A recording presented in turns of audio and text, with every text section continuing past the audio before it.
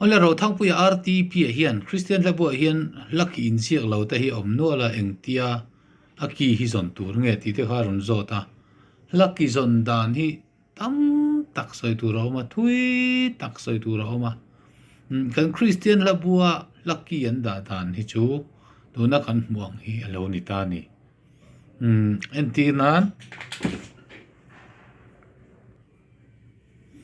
solfa ha kan han en ta niam ber so niam ani a sang ber so sang ani chuan siki inan da ta ka tiang khan fa niam fa sang niam ber mi niam mi sang iki ka tiang khan tiang zel khan an da ta ni en ti nan niam ber do niam ani a sang ber do sang ani chuan siki inan da ta mà sẽ nghe hi sang em ani mi zo oki chuan han phachi alo en ti nan gk hi han en tai la Christian labu number za thum pariat o tharau thiang lim lo kal la ti hi han en tai la hei hi lo ni ta niam ber chu hei do niam a besi do niam hi om ta ni ti chuan sang ber ve thung chu hei do sang te anom ta sang me ni keyboard ta kan en chuan a om zia chu g lo ni chuan g chu hi g lo ni ya hi g lo ni ya ka ti lo zong po khan han soi tai la transpose lovin hi g lo ni ta ni khi o thla rau thiang lim lo kala anti ta hei do lo ni ta a do niam chu do ti la so fa mi re do hei do niam hei a besin do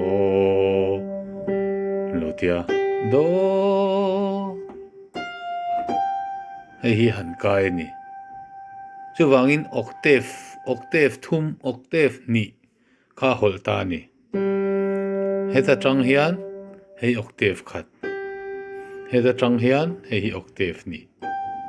he tiang hla hi chu awang em ani Christian hla bu po hen hla danga om kher lawang lak sual po ola atira han niam mel view kha aron in vor sang ta em mai ni aki dik tak chu hei hi ni o thla rau thiang lim lo kala kan tha ti cha kang che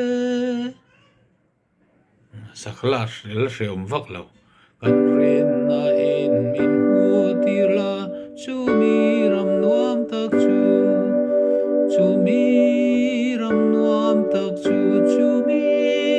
ram nuam tak chu mi ni kha han oma do sang kha sang ta em mai ni chu wangin heng te hi chi chuan kan sa thei mek lo mi zo chuan chu wangin kha tiang chi a kha chu fmo emo khan kan sa tok ni chu note khate mo note khat le chan ve no mo khan niam ti na ni chu wangin mi tam takin Christian hlabua aki hi chu not khat velin an niamila not khat le chan ve ten an ti hi adik ve viau ani a tha viau tau mai ye in a sai roi nan te po ma se ani vek lawa aki ngai chi a kan zai tok te po oma tin an da niam deuh hret te po lo om theya ama se tlang puin not khat le chan ve la niam te ka tiang khan atok ani kha atok kan ko ron zai dan tok ka chin chia kami kha labua te khan chin chia kha athata mai ani te chon RTP zo na kha ang kha chon an asol fa no ta kha entiam ve ngai ta atlang puin han soi te la sang lam chau kha han soi mai la so te la te ka tiang vel sang ber ani chuan entir nan khi hun ten in her liam zela tiang chi kha hun te an in her liam se la so la kha han zawa so kha sang ani maya ni khatiang chi ve la kha chuan e ki emo g flat emo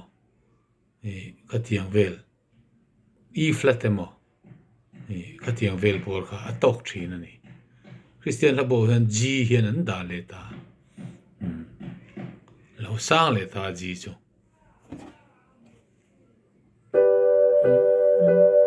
hun te an in her liam se la ti kha nia sang ma ni tu ain kha kha chu khai kha chuan e te mo hun te an in her liam se la ni vel ha kan zai du to kha ni mai thei chu ta po ni lai zan te pathian ni zan te pathian ni chonu te kha tiang kha nu pui kan tle ma zir khan a sang kha la om ve le ta po ni se so la ti ve la sang ber ni chuan e ki te e flat emo g flat emo ka tiang vel kha to kha ni tin ko ve lom na na lo khala tiang chi te do sang ko ve lom na do ti la so ti ha nen chana kha tiang do sang kha tam em mai ni i do na na kha tiang kha do sang kha tam em ma kha tiang hawa kha chuan D flat emo D emo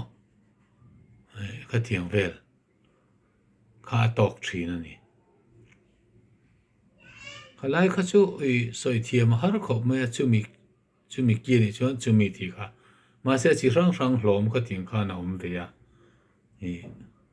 RTP zona kha khan han enanga mi lo po kha not kha tiang hian kan enanga eng hinge sang bel ti kha kan enanga kha rang kha na soi mai thei chuan a top na chuan la rain zim deuh mai a soral tiang tlang a tiang chi mi ema fa mo so mo sang ber kha tiang vel mi fa so a so ra tiang tlang a cross lun ta la niam ania heng hi chu kha tiang chi kha chu A flat te G emo A emo kha tiang vel te khan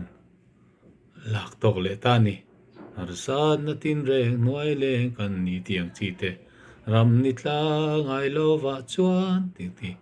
Isua cross kan put chuan in tiang chi kha tiang kha o tharau tiang lim local la tiang chi kha chu lavang big exceptional ani ka tiang khan a zon thei mai o me hani du tok phot me ang o